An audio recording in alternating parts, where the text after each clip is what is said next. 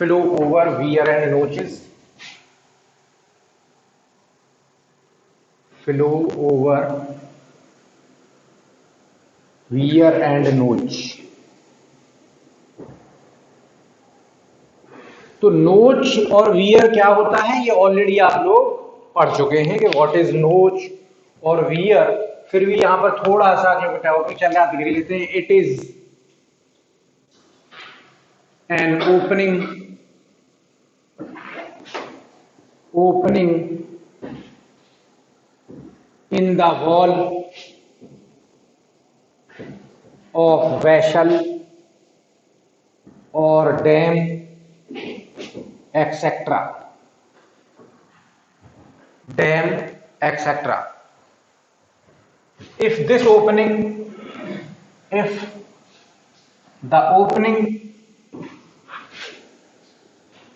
is not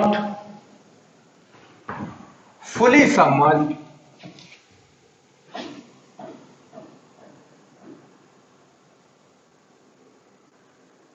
under the fluid, then it is known as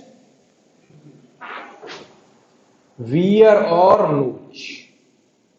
यही तो बात हुई थी। अगर ये फुली समझ नहीं है तो इसे वियर या नोच कहेंगे, अदरवाइज यही ओपनिंग आपकी ओरिफिस कहलाने लगेगी। फिर ये बात हुई थी कि if it is made up of concrete तो क्या कहलाएगी ये? नोच कहलाएगी। नहीं, नोच। अगर कंक्रीट की बनी है तो नोच कहलाएगी। If it is made up of, sorry उल्टा, हाँ सही कह रहे, तो मैंने गलत लिया। कंक्रीट की लिखी बनी है तो वियर कहलाएगी। और अगर मेटल की बनी है, मेरे जहन में चल रहा था मैंने ऊपर मेटल लिखा है, मेटल की बनी है तो नोच कहलाएगी। अगर मेटेलिक है तो नोच, और अगर कंक्रीट की है तो वियर कहलाएगी। Both are by the way, यानी सभी वियर हो, नोच हो, ओरिफिस हो, are used for discharge meter measurement, for discharge measurement. इनका यूज जो हो रहा है वो डिस्चार्ज मेजरमेंट के लिए हो रहा है। All of them are used for discharge measurement. तो इसके भी कई तरीके के टाइप्स हो सकते हैं शेप के अकॉर्डिंग। रेक्टेंगुलर नोच है या ट्राइंगुलर नोच है, ट्रेपेजॉइडल नोच है, स्टेप्ड नोच है। इनको थोड़ा थोड़ा डिटेल में हल्का हल्का सा पढ़ लेंगे। उससे पहले लेकिन एक चीज हम पढ़नी चाहेंगे कि नोच के दो टर्म बड़े एसोसिएटेड हैं। जैसे कि देखिए, नोच इस तरीके की हो सकती है, यहां पे थोड़ा सा जान लेते हैं। अगर इस तरीके की नोच है, ये नोच है, यहां से पानी फ्लूइड आएगा, बाकी ये सरफेस है, फिर इधर ये सब इसके। तो ये कैसी नोच है? ट्राइंगुलर, ट्राइएंगुलर नोच। नोच इस तरीके की भी हो सकती है, बनाते रहिए चलिए साथ साथ ही, क्योंकि इनको थोड़ा सा आगे पढ़ना है। तो ये आपकी हो गई रेक्टेंगुलर नोच। स्क्वायर तो हो गई, लेकिन अगर स्क्वायर भी हो सकती है। रेक्टेंगुलर का ही एक दूसरा पार्ट है स्क्वायर। स्क्वायर जो है एक रेक्टेंगल का ही दूसरा पार्ट होता है। अक्सर जब किसी रेक्टेंगल की चारों साइड समान हो जाए तो वो स्क्वायर कहलाने लगता है। ठीक है ना? जैसे पैरेललोग्राम का ही पार्ट है रोम्बस। पैरेललोग्राम ऐसे करके होंगी साइड, और अगर चारों साइड इक्वल है तो रोम्बस कहलाने लगता है। रोम्बस और पैरेललोग्राम समझ रहे हो ना? पैरेललोग्राम कैसा होता है? ऐसा होता है पैरेललोग्राम। हाँ, अगर इसकी चारों साइड इक्वल हो जाए तो रोम्बस कहलाने लगेगा। रेक्टेंगल है और उसकी चारों साइड इक्वल हो जाए तो स्क्वायर कहलाने लगेगा। तो ये रेक्टेंगुलर नोच हो गई। अब अगर वो चारों साइड सेम है उसकी, तो आप कह सकते हैं कि स्क्वायर टाइप की है, उसमें कोई बुराई नहीं है। अब अगली है स्टेप्ड नोच। तो स्टेप्ड नोच देखिए ऐसी होती है, स्टेप्स में बनी होती है, यानी देख रहे हैं ऐसे स्टेप्स में बनी है। अब इसमें जैसे मैंने तीन स्टेप बना दिए, किसी में 4 स्टेप भी हो सकते हैं, 2 स्टेप भी हो सकते थे। ये है, यानी फ्लो यहां से आ रहा होगा ऐसे करके निकल करके, ये स्टेप्ड नोच है। ठीक है, अब मैं रेक्टेंगुलर नोच पर आ जाता हूं, तो ये सबसे आसान है, इसको समझ पाना, देख पाना, इसका जो कंसीव कर पाना है वो आसान है, इमेजिन करना इसको सबसे आसान है। अब जाहिर सी बात है ये नोच है, तो इसकी जो बेस है, बेस कुछ ऐसे थिक होगा, है ना, ऐसे होगा नहीं होगा, ये सामने से तो लाइन सी दिख रही, लेकिन इसका कुछ ऐसे करके बेस होगा, उस पर से फ्लूइड जो है, जो पानी है वो फ्लो करके ऐसे आ रहा होगा। ठीक है ना, तो इसको मैं, अगर आप इसे ऐसे देख रहे हैं तो ऐसे दिखाई दे रही है, साइड से देखेंगे तो खाली ये इस तरीके से दिखाई देगी, जैसे नीचे की जो जमीन जो है ये है, और पानी इसके ऊपर से जा रहा होगा ऐसे फ्लो करके। नई बात समझ में आई? इसको मैं अब इधर बनाता हूं, इसको हटा करके, इस चीज को अगर हम साइड से देखेंगे ऐसे करके, तो ये आपको ये वाली चीज जो है ऐसे करके लाइन से दिखाई देगी, नीचे जो जमीन है ये ऐसे दिखाई देगी, जमीन ऐसे करके दिखाई देगी, और पानी इसके ऊपर से ऐसे करके निकल के जा रहा होगा। क्यों? अरे सिंपल सी चीज है, देखिए कि ये है नोच, यहां से फ्लो होकर के जा रहा है, सामने से देख रहे हैं रेक्टेंगल दिख रही है, तो इसकी ये थिकनेस है, ऐसे देखेंगे तो ऐसे दिखेगी ना वॉल सी, है पानी यहां से जा रहा है, असल इसकी थिकनेस ज्यादा हो गई, इतनी थिकनेस नहीं होती है ना। अगर पानी ऐसे जा रहा होता है इसके ऊपर से, तो ऐसे अब ये जरा सी थिकनेस आपको सामने से दिखाई देती, वही मैंने यहां दिखाई, यानी पानी इसके ऊपर से उतर करके जा रहा होगा, ये जो इसकी साइड है ये साइड में ऐसे करके होंगे, है ना, इनके बीच से पानी ऐसे करके निकल के जा रहा होगा।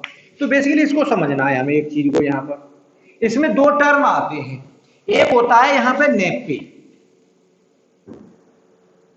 और दूसरी चीज होती है क्रेस्ट। इन 2 टर्मों को समझना है, तो लिख लीजिए, एक नेपे और दूसरा क्रेस्ट।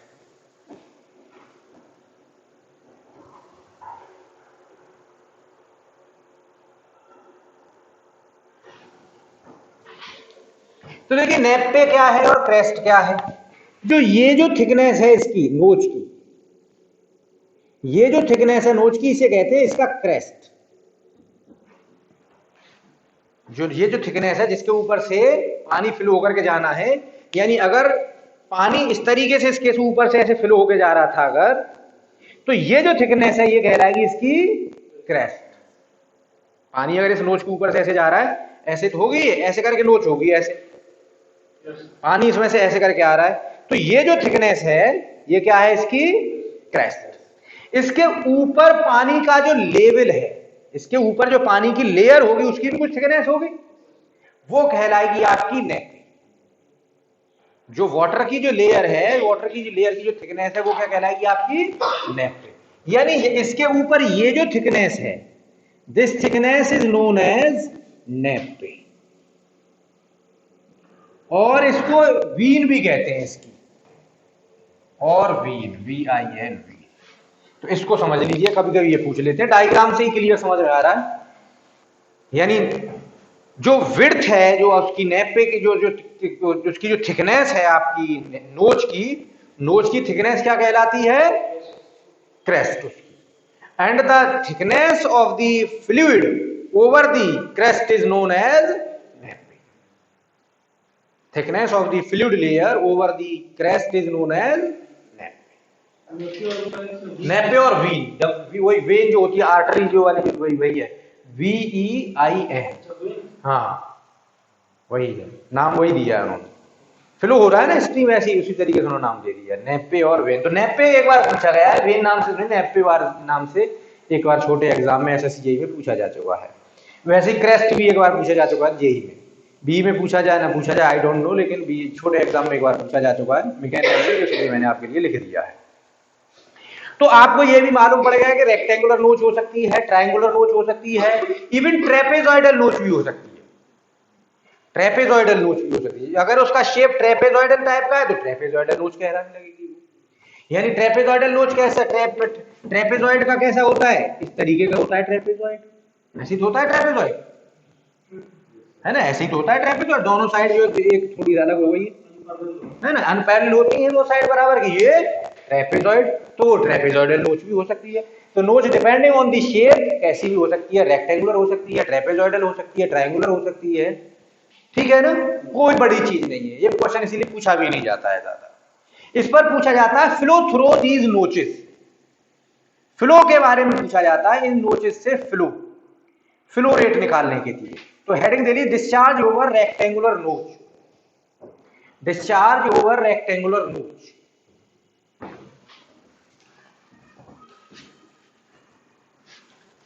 डिस्चार्ज ओवर रेक्टेंगुलर नोच।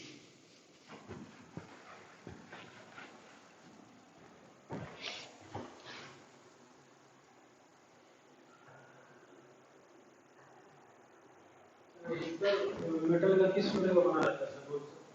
किस मेटल का होना चाहिए आप बताएं। ये these are the common questions, इनका कोई आंसर ऐसा नहीं कि रट करके आप याद कर लें, खुद से सोचिए किस मेटल का हो सकता है। इरिगेशन में किस मेटल का अगर आपने यूज देखा होगा तो किस मेटल का होगा, अगर किसान यूज करेगा इरिगेशन में, ऐसे क्वेश्चन आते हैं, ऐसे नहीं किस मेटल का होगा, और ऐसे ब्लाइंड क्वेश्चन नहीं, इरिगेशन में किस मेटल का होगा, अगर होगा तो मेटल का होगा। तो वैसे तो कल बताया इरिगेशन में किसका होता है, कंक्रीट का, यानी वियर होता है। लेकिन अगर मेटल का लगा रहा है कोई किसान, अच्छा है कि उसे ये है कि एक बार परमानेंट लाके लगा दो, क्या चेनाई कराओगे, तो किस मेटल का लगाएगा सोचिए। गोल्ड का लगाएगा। नहीं नहीं, गोल्ड का लगाएगा, तुम तो लगा सकते हो गोल्ड का, बिकॉज तुम्हारे पास कमी थोड़ी है गोल्ड की, तो तुम गोल्ड का लगाओगे बिल्कुल, ठीक है ना, तो तुम गोल्ड का ही आंसर लगा करके आना। किसका लगाएगा, दैट इज आयरन, है ना, तो आयरन का लगाना ही तुम, लेकिन आंसर गोल्ड लगा के आना है। मतलब एक लिमिट, एक तो होती है गलती करना, ये कोई गलती थोड़ी है ना। या तो तुम जो है क्लास को बहुत लाइटली ले रहे हो, है ना, या फिर तुम बिल्कुल अंधाधुंध मार रहे हो। तो मतलब तरीके से आंसर दो, ऐसा नहीं कुछ भी बोलोगे और हम सुन लेंगे, फिर तुम्हें समझाएंगे खड़े करके कि नहीं बेटे ऐसे होता है ना, समझाने का भी एक लेवल होता है ना। मतलब गोल्ड का लगा है, मतलब कहां से बोल रहे हो भाई, समझ में नहीं आ रही, कहां हो, यहीं पे हो, क्लास में हो मेरी, में बाहर हो। चलिए है, तो फ्लो थ्रू रेक्टेंगुलर नोच, फ्लो थ्रू रेक्टेंगुलर नोच। और तुम लोगों को ऐसी आदत पड़ी हुई है कि तुम क्वेश्चन पूछो मैं डायरेक्ट आंसर दे दूं, तो ऐसा मुझसे नहीं आता है, मैं समझाता ही हूं, समझाने के कई तरीके हो सकते हैं, है ना। चलिए, फ्लो थ्रू रेक्टेंगुलर नोच। अब देखिए अगर ये रेक्टेंगुलर नोच है ये वाली, इससे फ्लो होकर के आ रहा होगा, तो जाहिर सी बात है नोच तो तभी तक कहलाएगी जब तक ये फुल नहीं हो रही, पानी यहां तक तो इसमें होगा नहीं, पानी का लेवल हो सकता है कहीं यहां तक आ रहा हो इसमें बह करके, है ना, पानी का लेवल हो सकता है यहां तक आ रहा हो। इसकी विड्थ बनाइए, बना दो, इसकी विड्थ बी होगी, हो सकता है इसमें फ्लूइड का लेवल एच हो, इसमें फ्लूइड का लेवल एच हो। तो अब ये बताइए किस तरीके का केस बन रहा है, ये कुछ इस तरीके का केस बन रहा है। ऐसे मानिए ये एक जो कल रेक्टेंगुलर ऑरिफिस था, झूठ मूठ को इसे एक तरीके से ऑरिफिस मान सकते हैं, जिसमें हम मान सकते हैं कि बॉटम पर तो हेड एच है, बॉटम पर तो हेड उसके एच है, और टॉप पर हेड जीरो है। कल देखिए रेक्टेंगुलर जो ऑरिफिस था उसका फ्लो का फॉर्मूला क्या है, 2/3 सी डी बी अंडरवुड के 2g एच टू की पावर 3/2 माइनस एच वन की पावर 3/2, अपर हेड माइनस लोअर हेड, क्योंकि उसमें फ्लो हेड का लेवल कहीं यहां तक था। अब यहां पर क्या है, यहां पर एक हेड तो ये और दूसरा हेड इसके ऊपर है ही नहीं, जीरो है, यानी मैक्सिमम हेड कितना है एच, दूसरा हेड जीरो, यानी वही वाला फॉर्मूला हमारा बन जाएगा। यहां पर क्या हो जाएगा इसका, 2/3 सी डी बी अंडरवुड के 2g एच की पावर 3, क्योंकि दूसरा हेड तो इसके ऊपर है ही नहीं ना, ये तो ओपन है ऊपर, मैक्सिमम हेड बस यही है एच। तो लिख लीजिए इसका फॉर्मूला, डिस्चार्ज थ्रू रेक्टेंगुलर नोच, 2/3 सी डी बी अंडरवुड के 2g एच की power 3/2, discharge through this rectangular notch.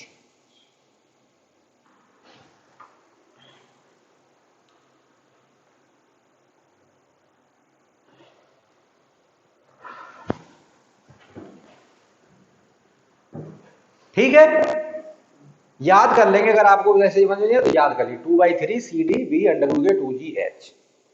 बिल्कुल रेक्टेंगुलर नोच वाला ही फॉर्मूला है, जो रेक्टेंगुलर ऑरिफिस था उसमें H1/2 H2/2 था, इसमें सिर्फ एक ही है, क्योंकि इसमें हेड है ही नहीं ऊपर, दूसरा हेड 0 हो गया। अब यहीं पर हेडिंग दीजिए डिस्चार्ज फ्रो ट्रायंगुलर नोच।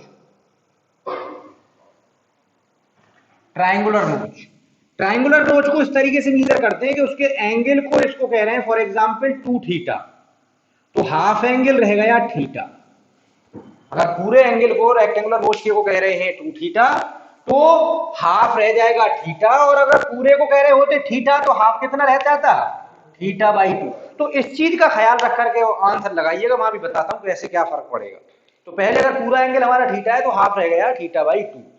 तो इसमें जो डिस्चार्ज है, फॉर एग्जांपल कहीं यहां तक अगर इसमें लेवल है तो डिस्चार्ज का फॉर्मूला लिख लीजिए, Q इक्वल टू, इसके डिस्चार्ज का फॉर्मूला लिखिए डायरेक्ट,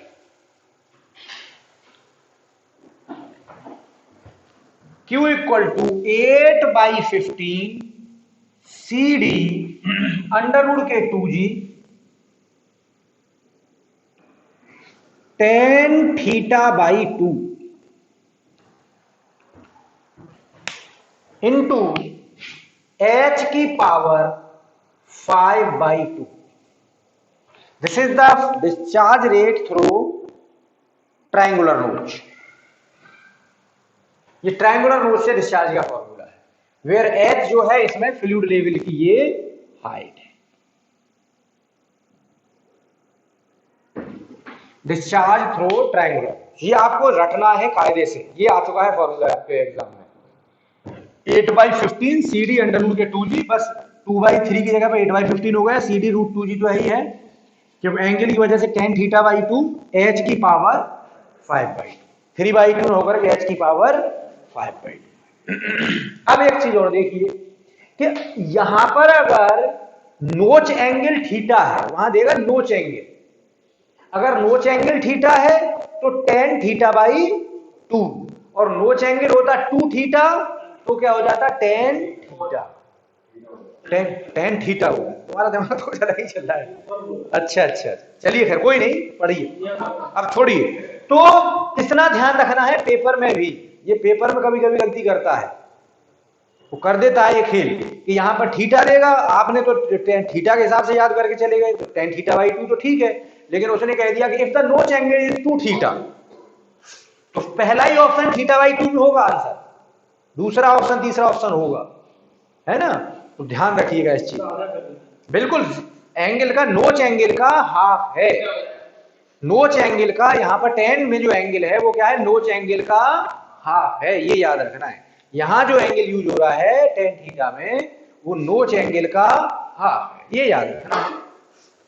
अब अगर हम इन चीजों की वैल्यू पुट करते हैं, फॉर एग्जाम्पल CD की वैल्यू जनरली 0.62 के आसपास होती है ना, G की वैल्यू 9.81 ये होती है। अगर हम इस नोच को एकदम से राइट एंगल्ड नोच माने, इस नोच को कौन सी नोच माने, right angled notch, right angle that is theta equal to 90 degree, तो लिख लीजिए एंड फॉर राइट एंगल्ड नोच, इसका मतलब tan θ/2 की वैल्यू 1 हो गई। जब हम इन सब चीजों को रख देंगे इसमें खोल करके, तो ये इक्वेशन और सिंप्लीफाई हो जाता है, और इसकी वैल्यू फिर डिस्चार्ज रेट की वैल्यू आ जाती है Q इक्वल टू 1.417 H की पावर 5/2।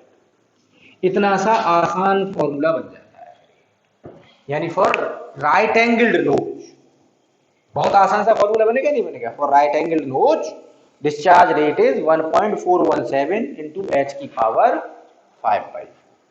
सिंपलेस्ट फॉर्मूला बन के तैयार हो गया।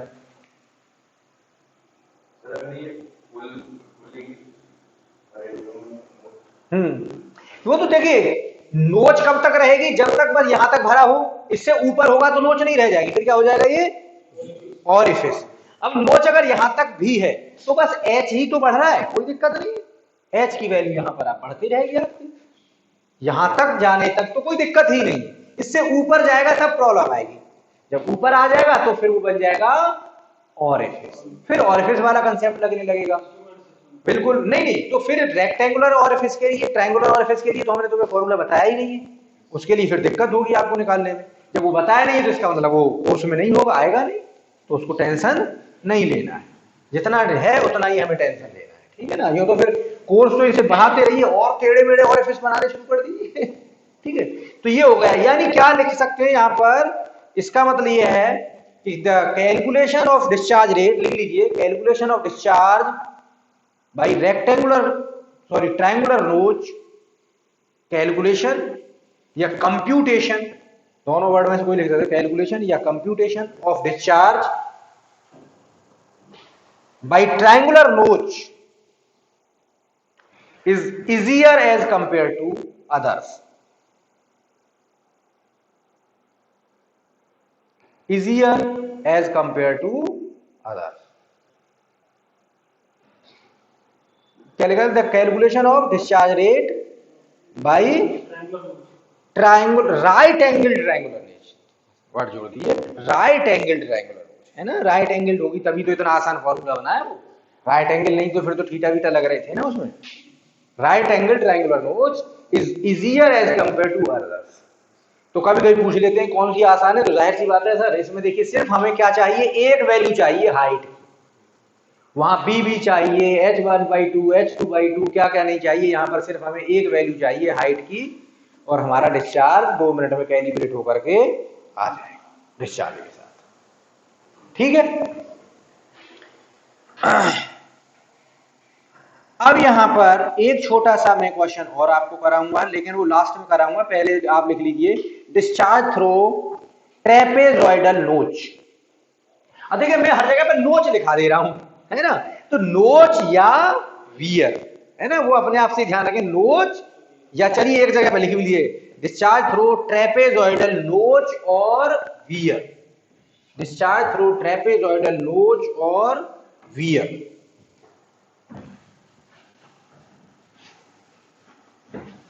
डिस्चार्ज थ्रू ट्रेपेजॉइडल नोच और वियर। देखिए इसका क्या है, ट्रेपेजॉइडल नोच कैसी होगी, ऐसी इस तरीके से होगी, उसमें फ्लो कहीं यहां तक जा रहा होगा, तो इसमें भी तो देखिए ये बस सिंपल है, ये दोनों मिलकर के एक ट्रायंगुलर नोच बना रहे हैं, ये दोनों मिलकर के एक ट्रायंगुलर नोच बना रहे हैं। फॉर एग्जांपल θ/2 इधर एंगल इधर होगा तो θ/2 एंगल ही इधर होगा, और बीच में इतना क्या रह गया, ये रेक्टेंगुलर नोच। इसका मतलब discharge through this notch is nothing but discharge through two notches, one is rectangular and another one is triangular, तो Q1 प्लस Q2, दो फॉर्मूले ऐड करके लिख देंगे जो अभी आपने पढ़े हैं, उन फॉर्मूलाज को एक साथ लिख देंगे, यानी एक आ जाएगा 2/3 CD √2G h⁻³ प्लस दूसरा आ जाएगा 8/15 CD √2G h⁻5/2 into tan θ/2, है ना। देखिए ट्रायंगुलर नोच का ये वाला फॉर्मूला जो यहां लिखा था हमने, ट्रायंगुलर नोच का, ट्रायंगुलर ट्रायंगुलर दोनों एक मिला करके ये और ये पोर्शन एक ट्रायंगुलर नोच बना रहे नहीं बना रहे, प्लस ये रेक्टेंगुलर नोच, हेड इसमें h है, हेड इसमें हमने h माना हुआ है, वो h1 होता h2 होता जितना होता, ठीक है। तो डिस्चार्ज रेट का फॉर्मूला ये आ गया, यानी एक ट्रायंगुलर नोच से प्लस एक रेक्टेंगुलर नोच, दोनों का फॉर्मूला ऐड करके लिख दिया। इसलिए इन पर क्वेश्चन नहीं आते कि बड़े आसान बनते हैं क्वेश्चन, जरा सा आपने एक बार समझ के पढ़ दिया, क्यों पीछे आई बात समझ में आ गया, बस दोनों को ऐड करके लिख देना डिस्चार्ज का फॉर्मूला, कि वो ये ट्रायंगल यानी ट्रेपेजॉइडल नोच is nothing but the combination of one rectangular and triangular नोच।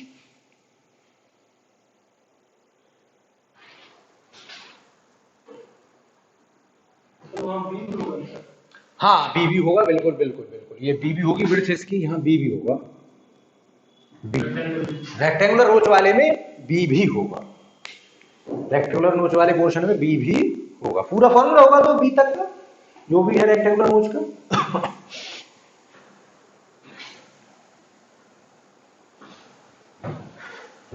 बहुत आसान टॉपिक है।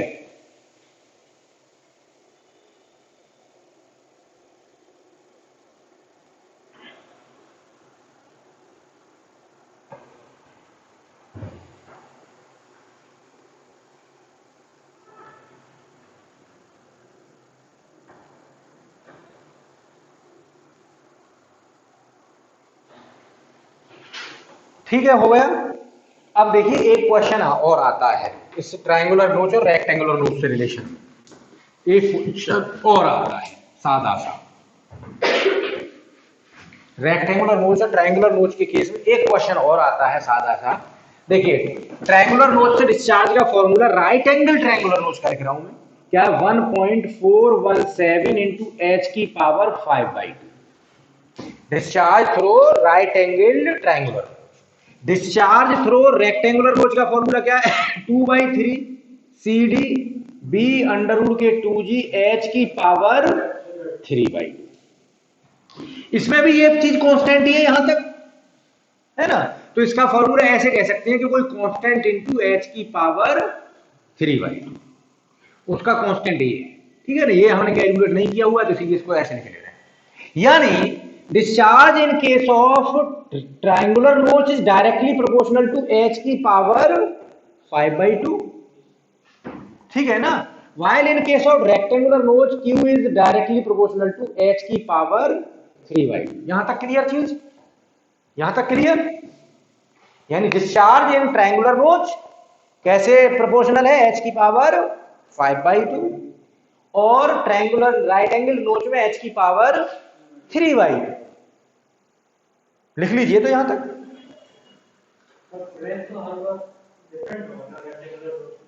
कैसे रेंज मतलब, हाँ विड्थ तो हर वक्त अलग होगा, हाँ विड्थ। लेकिन अब देखिए हमने एक पर्टिकुलर नोच ले ली, तो उसमें अगर फ्लो चेंज होगा तो हाइट ही तो चेंज हो गई। एक नोच हमने लगा ली, अब तो बार बार उसमें कुछ चेंज हो रहा नहीं है। अब तो जो अगर फ्लो ज्यादा आने लगेगा तो हाइट बढ़ जाएगी, फ्लो कम आने लगेगा तो हाइट घट जाएगी, यही तो होगा। एक हमने पर्टिकुलर नोच यूज कर रहे हैं, अगर नोच ही चेंज कर देंगे फिर तो अलग हो जाएगा मामला। हम दो नोचेज को कंपेयर कर रहे हैं एक ही फ्लो में, ऐसे मानो इसको, एक रेक्टेंगुलर को और एक ट्रायंगुलर। फ्लो घटेगा बढ़ेगा तो खाली हाइट बढ़ेगी बढ़ेगी घटेगी, विड्थ उतनी रहेगी। ऐसे तो फिर तो ट्रायंगुलर नोच में भी अगर नोच अलग अलग करते रहेंगे तो एंगल अलग अलग चेंज होता रहेगा, है ना। तो कुछ तो हमें कांस्टेंट रखना पड़ेगा ना। तो हम एक्चुअली हेड के साथ रिलेशन चेक करना चाह रहे हैं, जिसके साथ रिलेशन चेक करना चाह रहे हैं, जिस पर क्वेश्चन आते रहते हैं उस हिसाब से हम पढ़ते जा रहे हैं, ठीक है। तो क्या मालूम पड़ा कि डिस्चार्ज प्रोपोर्शनल टू h की पावर 5/2 है, यहाँ डिस्चार्ज प्रोपोर्शनल टू h की पावर 3/2 है। अब जाहिर सी डिस्चार्ज निकालने के लिए आपके पास ऑलरेडी रेक्टेंगुलर नोच है, तो b की वैल्यू तो जो है वो फिक्स हो गई। अब डिस्चार्ज घटेगा बढ़ेगा तो h की वैल्यू घटेगी और बढ़ेगी, तो आप क्या मीजर करेंगे, h की वैल्यू। डिस्चार्ज निकालने के लिए आप h की वैल्यू तो मीजर करेंगे बार बार। तो आप अगर एरर करेंगे मीजरमेंट में तो किस में करेंगे, h के मीजरमेंट में। जो एरर करेंगे आप मीजरमेंट में वो किसके में करेंगे, h मीजरमेंट में।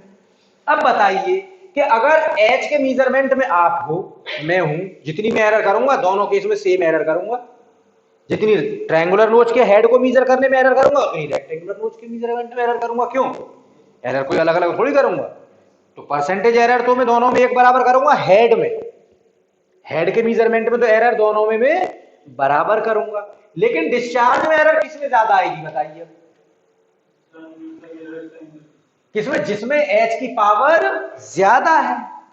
हेड में एरर, डिस्चार्ज में किसके में एरर ज्यादा आएगी, जिसकी पावर h की ज्यादा है। यानी अगर आपने एरर हेड मीजरमेंट में सेम की तो डिस्चार्ज में एरर किसमें ज्यादा आएगी, ट्रायंगुलर नोच। क्लियर है ना ये चीज। आपने हेड मीजरमेंट में एरर सेम की तब भी डिस्चार्ज में एरर किसके में ज्यादा मिलेगी आपको, ट्रायंगुलर नोच के में। ये क्वेश्चन आता है, समझ में आ गया ये, तो इसीलिए ये पकड़ा गया है। तो लिख लीजिए पॉइंट बना करके, लिख लीजिए for same error in head measurement, for same error in head measurement, the error in discharge measurement is more in triangular notch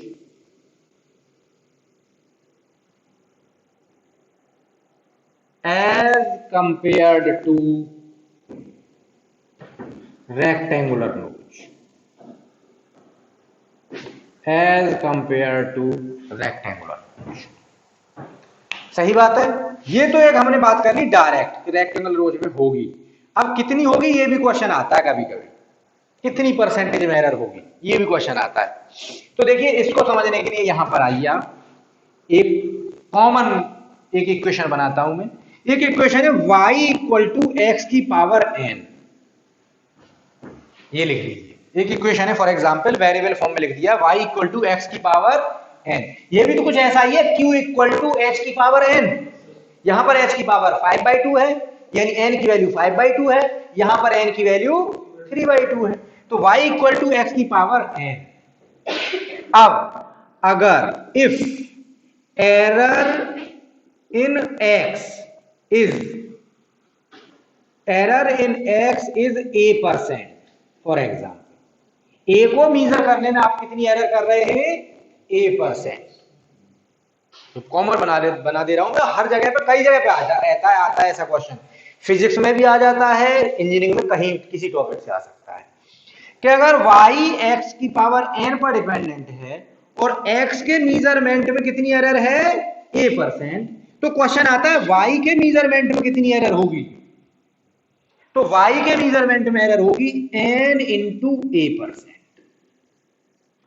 लिख लीजिए कितनी होगी y के मीजरमेंट में error, n into a%। Common बना लीजिए पहले, फिर देखिए कराता हूं, उसमें न्यूमेरिकल कराता हूं, पहले लिखो इसे, फिर अभी प्रॉब्लम कराऊंगा ना तो आपको समझ में आ जाएगा क्या कहना चाह रहे हैं। फिर आप इस तरीके के क्वेश्चन हर जगह पे कहीं भी आएंगे वहीं पे उठा करके कर दोगे क्वेश्चन को फट से।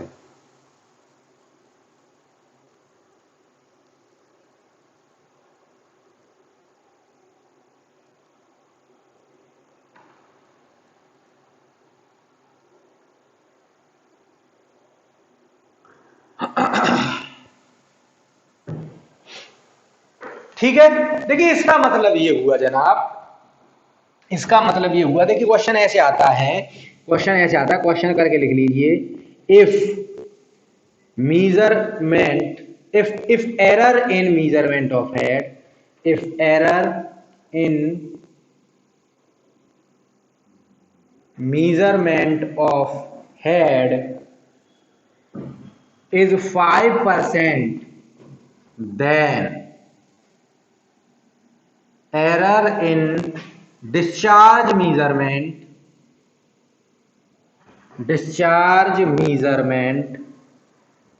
देखिए न्यूमेरिकल करके आपको और समझ में आ जाएगा। डिस्चार्ज मेजरमेंट बाई, दो क्वेश्चन बना देता हूं इसमें, एक क्वेश्चन बना देता हूं बाई रेक्टेंगुलर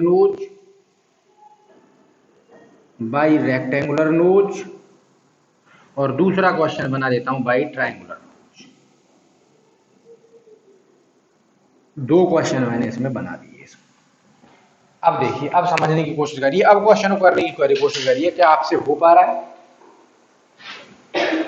जो मैंने एक फॉर्मूला आपको दिया निकालने के लिए, क्या उस फॉर्मूले का आप यूज करके क्वेश्चन कर पा रहे हैं।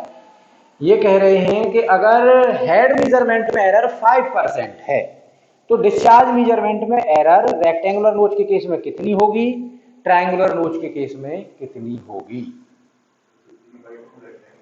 करो